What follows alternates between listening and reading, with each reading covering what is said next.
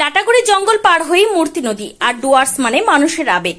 দূর দূরান্ত থেকে পর্যটকরা ডুয়ার্সের বিভিন্ন জঙ্গল থেকে নদী, পাহাড়, পর্বত সবটাই ঘুরে আসে। তবে ডুয়ার্সের মধ্যে একটি সেরা জায়গা হলো মূর্তি নদীর সেতু ও তার নিচে নদী, যা পর্যটকদের আকর্ষণ বাড়িয়ে তোলে।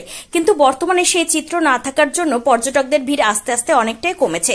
কয়েক বছর ধরে সেই মূর্তি নদীতে এখন আর পর্যটকদের ভিড় দেখা যায় না, কারণ মূর্তি নদীর একমাত্র মূল আকর্ষণ ছিল মূর্তি নদীর সেতু।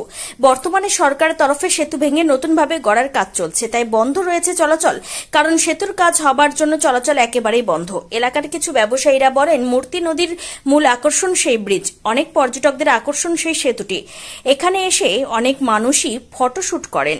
পর্যটকদের টানার এটি একটি মূল আকর্ষণ। তবে সেতুর কাজ হওয়ার জন্য এখানে চলাচল নিষিদ্ধ, তাই অন্যত্র গেলেও তেমনভাবে মূর্তি নদীর স্বাদ পাচ্ছে না, তাই পর্যটকদের ভিড় কমে গেছে, ব্যবসারও ক্ষতি হয়েছে।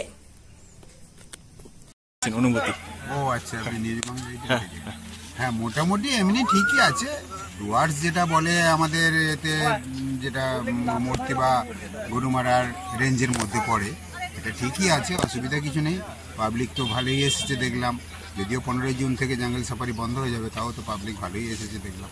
ওইখানটা মূলত সেতুটা তো এখন কাজ চলছে। হ্যাঁ, মূর্তি সেতুটাতে লোকে অনেকে ওখানে ফটোশুট করতো বা ওখানটা থেকে পুরো নদীটাকে, রেঞ্জটাকে দেখতে পেতে খুব ভালো লাগতো। সেটা এখন আর হচ্ছে না, নতুনভাবে তৈরি হবে। এখন তেমন ভাবে ঘোরার তেমন ভাবে ঘোরার কিছু নেই। এইখানে মোটামুটি ওই এই আছে, আর গরুমারা জঙ্গল সাফারি গুলো আছে। নদীর গতিপথ তেমন গতিপথ সেরকম নেই, বর্ষা সেরকম ভাবে এখনো হয়নি। বর্ষা হলে তখন দেখা যায়। কোথা থেকে এসেছেন? আমরা হাওড়া সাঁতরাগাছি থেকে এসেছি। আমরা কালকে দিনটা আছি 7 পয়েন্ট করবো, পরশু দিন আমরা জয়ন্তী বেরিয়ে যাবো।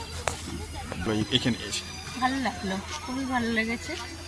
তা ব্রিজের ওদিকটা গেলাম, ভাঙা দেখলাম, তৈরি হচ্ছে ব্রিজটা নতুন করে। এখানে লোক মোটামুটি ভালোই এসছে, দেখছি ভালো লাগছে।